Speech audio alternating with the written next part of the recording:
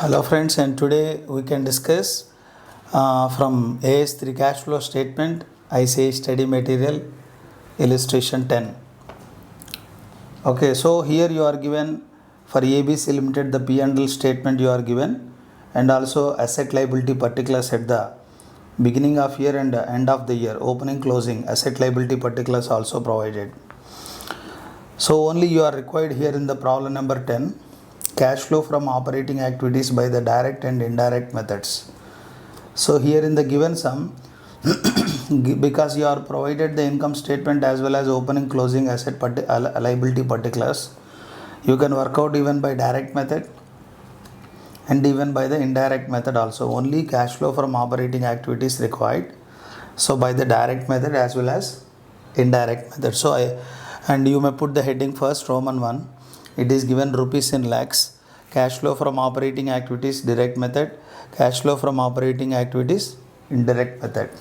Okay, first I will read that given information completely, and while reading the information itself I try to explain, you try to understand. Whatever I explained here, of course I will put on the board. Okay, right, first I am reading here, try to understand what I am saying. Statement of P&L of ABC Limited for the year ending 31st March 2011 given like this. So revenue it is given, and of course in the revenue first sales is given 4150. 4150 sales is given. Normally, unless separately stated, we can assume that sales is always done on the credit basis. So opening data and closing data is provided, credit sales also provided. You can have a debtor account. By the debtor account you are able to know collection from debtors. That can be taken while working here in the direct method, cash received from the customers or debtors. Second, interest dividend, it is given as a part of revenue.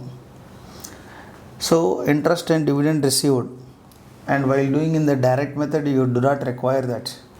But in case of while doing in the indirect method, interest and dividend whatever you received, and that should be withdrawn, and interest dividend received should be shown as a investing activity. Stock adjustment, opening closing stock adjustment, whenever it is given as a part of opening closing stock difference, that is, or stock adjustment means whenever it is given as a part of revenue, which means closing stock is more than opening stock, which we can say increase in current asset is outflow. Only here while taking the change in working capital that should be taken, but of course here it is not required. That's all. Go to the expenditure. Purchases given, obviously I can say it is a credit purchases unless separately mentioned, and you may have the creditor account, opening creditor, closing creditors given, credit purchases given. Payment can be known by the creditors account or suppliers.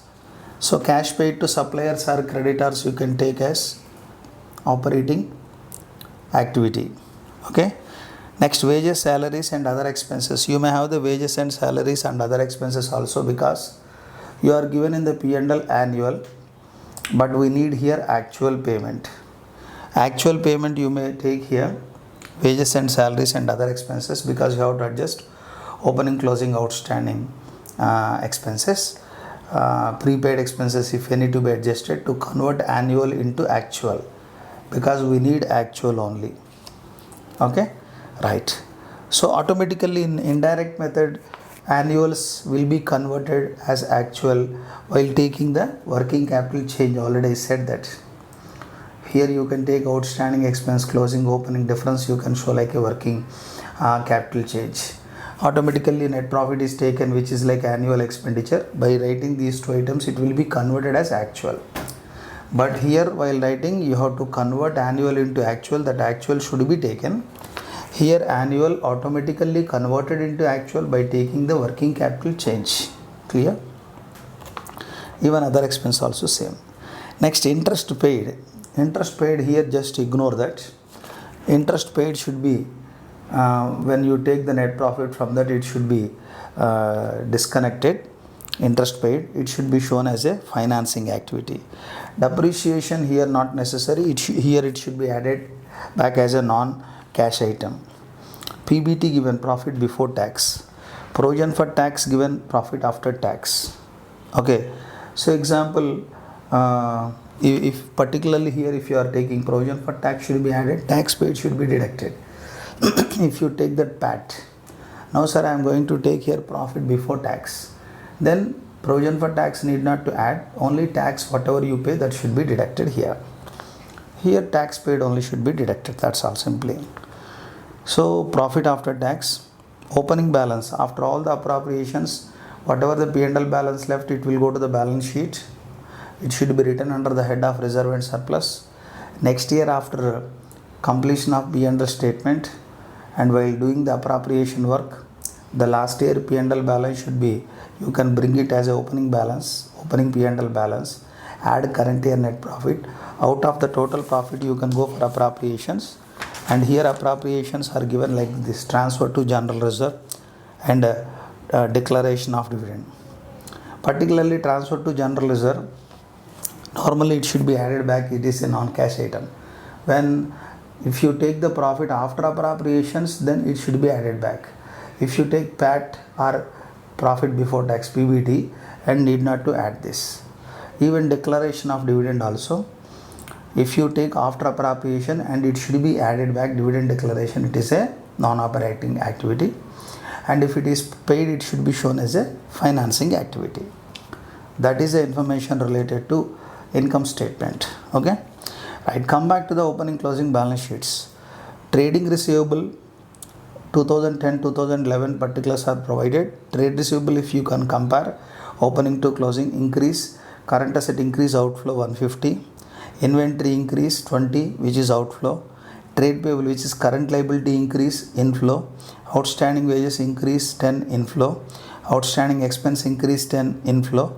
Very important point is tax provision and advance tax. What does it mean, advance tax and tax provision? And you should be very clear about this, and of course it is a very big concept we should learn here related to provision for tax and advance tax and tax liability. Definitely we can discuss subject to the condition of as a part of financial statement, company financial statements. But right now I am going to explain briefly just within 1 minute. Whatever the tax you have to pay for the current year profit, the correct exact tax you have to pay, that should be determined in the next year but not in the current year. So in the tax liability, exactly what you are supposed to pay you cannot say right now, because whatever the accounts you submit and those should be properly audited and that tax too should be decided and that you have to pay. But of course it is a current year expense. Exactly I cannot say how much tax I have to pay, but I am able to say according to my profit and only I have to pay. After a correction, after a consideration of and auditing and all that, that profit may be slightly changed, but sometimes it may not be changed also. So that I know how much tax I have to pay, but exactly I do not know. That will be determined in the next year usually. So I have to make through P&L as a provision for tax, P&L to provision for tax. And moreover, every year I have to pay certain amount like advance tax also, because tax will be this year tax will be determined in the next year. So if I pay in the next year and it is not correct, I have to pay during this year itself. So that I will pay some advance tax also to the government, advance tax to cash or bank when I make a provision, P&L to provision for tax. Next year whenever tax liability is determined, I have to compare my provision with my provision for tax. Sometimes tax whatever I provided may be lesser than tax liability, then I need to again I have to provide in the next year like P&L appropriation to provision for tax. Extra amount may be there, I can reverse. Then I can bring the tax liability into the books in place of my provision for tax. Then automatically provision for tax will be provision for tax to tax liability. Then provision for tax will be automatically disconnected, tax liability will be in our books. While payment of tax liability already paid advance tax, I need not to pay that tax. Advance tax should be adjusted to tax liability. Tax liability account at advance tax account, the balance I have to pay. So every year I have to make a provision for tax, P&L to provision for tax. I have to pay certain amount like advance tax to cash or bank account. Next year when tax liability determined, I have to compare the tax liability and provision for tax. If there is a short provision, I have to make once again. If there is excess, I have to reverse. Then automatically my provision and tax liability both will be equal. Then I can bring my tax liability into the books in place of provision for tax. For which entry? Provision for tax to tax liability. Provision for tax will be disconnected, tax liability will be the part of my books. Then while payment of tax liability, already paid advance tax, that should be adjusted. Tax liability account at advance tax account. Whatever the tax liability still it is there, I have to pay. That is normal scenario. Which means it is very clear, every year I have to make a through P&L provision for tax, P&L to provision for tax, it is non-cash item. Tax paid in the sense only advance tax I am paying every year. So advance tax only in the cash flow statement it will come. Advance tax to cash or bank. So normally provision for tax should be added, tax paid should be deducted. When I am going to take PBT, profit before tax, provision for tax need not to add because tax is not at all considered there. Only advance tax paid during this year should be deducted. That's all. That is sufficient. This is what completely theoretical part what I explained. Just I used to put on the board. Okay, right now cash flow statement, not cash flow statement, only cash flow from operating activities by both the methods, direct as well as indirect methods. First I would like to work out the debtor account. So take the opening debtors, it is given trade receivables opening 250, to balance brought down 250, closing by balance carry down, trade receivable 400, collection from debtors by cash. This is a balancing figure I would like to know. And I am able to say sales during this period 4150, debtor to sales 4150, total 4400, this is 4000. And what we can say regarding 4000? Cash received from customers. Okay, cash received from customers during the period 4000.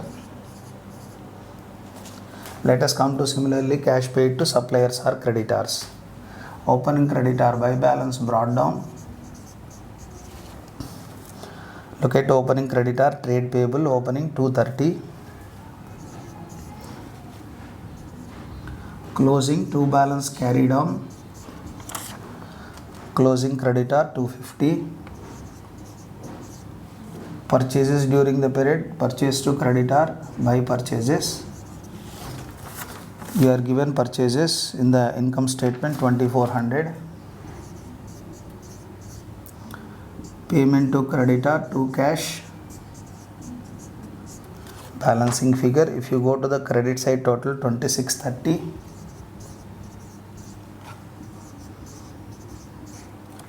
the resulting amount is 2380. 2380 payment to creditors or suppliers. Cash paid to suppliers or creditors 2380. 2380. Cash paid for operating expenses. Here wages, salaries and other expenses. I have to take wages, salaries and other expenses because in the P&L statement they are annual. I have to convert as annual, actual. How can I correct? So wages and salaries, and of course it is given outstanding at the end, closing outstanding expense, entry expense to outstanding expense, the expense to outstanding wages and salaries, wages to outstanding wages and salaries, which is closing 50. Opening exactly reverse entry by outstanding wages and salaries, opening outstanding wages and salaries, it is 40. Whatever the wages paid during this year, wages to cash or bank, this is a balancing figure I need to find out. How much wages charged to P&L account? 800. It is by P&L 800, total 840. 790 is paid during this period. Cash paid for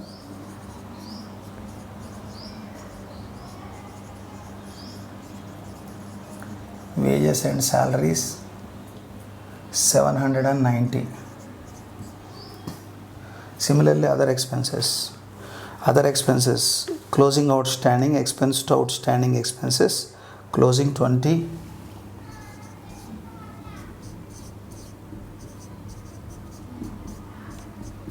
opening reverse entry, outstanding expense to expense, in the expense by outstanding expense,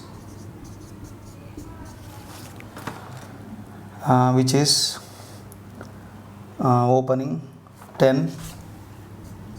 What are the other expenses paid? Expense to cash, this is a balancing figure.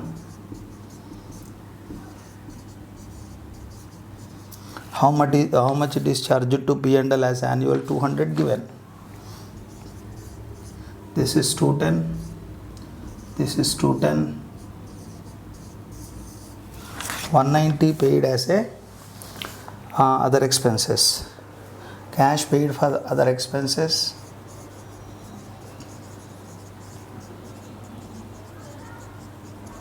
Cash paid for other expenses 190. So cash received from customers, cash paid to suppliers, operating expenses, finally tax paid.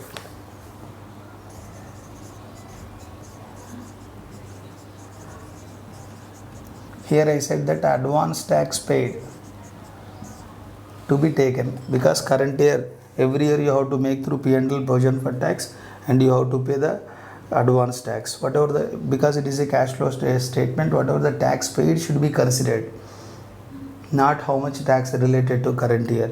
Obviously, current year tax advance tax is looking 195, that is paid off. The net result, you can simply say that net cash flow from operating activities, net cash flow from operating activities,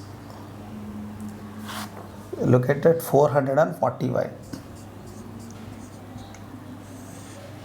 This is by the direct method. Even if you do the same by indirect method, and of course you can find out the same amount, 445, but you can take that net profit as per balance sheet, means after appropriations, or you can take that net profit after tax or before tax. If you take the net profit before tax, transfer to general ledger need not adjust, provision for tax need not adjust, only non-cash items, non-operating items to be withdrawn, advance tax paid should be deducted, change in working capital should be considered. That's all, very simple. Let us see by direct indirect method. I would like to take profit before tax, PBT. So look at how PBT is given, 710, and now I would like to withdraw non-cash items, non-operating items. Non-cash item means depreciation, amortizations. There is a depreciation 100, add depreciation 100,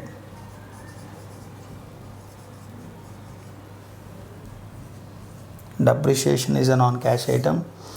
That's all. General reserve is also non-cash item, but it is, you have taken the PBT and need not to add back that. Non-operating items, interest and dividend received as well as paid, both should be considered. Okay. So interest dividend received, it looks 100. It is normal interest dividend received is a investing activity, it should be withdrawn. Less interest dividend received,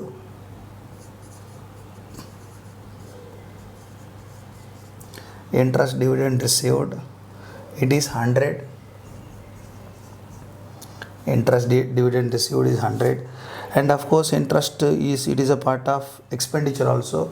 It is normally, it should be withdrawn and it should be shown as a financing activity. Interest expenditure reduced profit, it should be added back. Add interest paid is normally a financing activity. Look at how much interest paid is given, 60. Okay. So, and of course non-cash items, non-operating items are over. Next, you have to incorporate change in working capital and tax paid. I said that tax paid, you have to advance tax paid should be deducted from cash flow point of view. So tax paid, which is advance tax, 195. Even if you consider this deduction after change in working capital also, there is no any problem. So add or less change in working capital. Let us check one by one item. First, come to the assets. Trade receivable, there is increase 150 outflow. Trade receivable 150 outflow increase. Next one, inventory increase 20 outflow.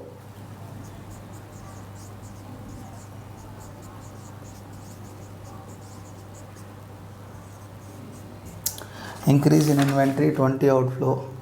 Next, trade payable current liability increase inflow 20.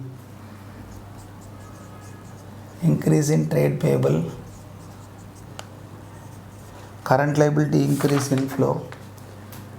Outstanding expense 10 increase inflow.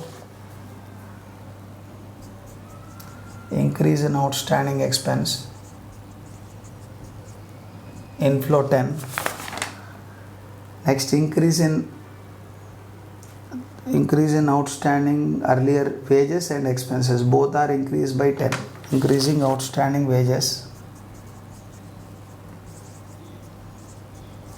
and outstanding other expenses, both are increased by 10. Current liability increase, which is inflow. Okay, that's all. So if you take this net effect, it will be net outflow by 130. That's all, no more. The resulting amount is 445. This is what we can say net cash flow from operating activities. And you may check it either by direct method or even by indirect method, and you worked out the same 445. By both the ways you can work out here cash flow from operating activities. Okay, so this is also quite simple problem, and try to understand each and every point and why it is written and why it is ignored, why it is added, why it is subtracted, and you should be very clear. Then only you can perform better in the examination. Okay, we can discuss the next problem in the next class.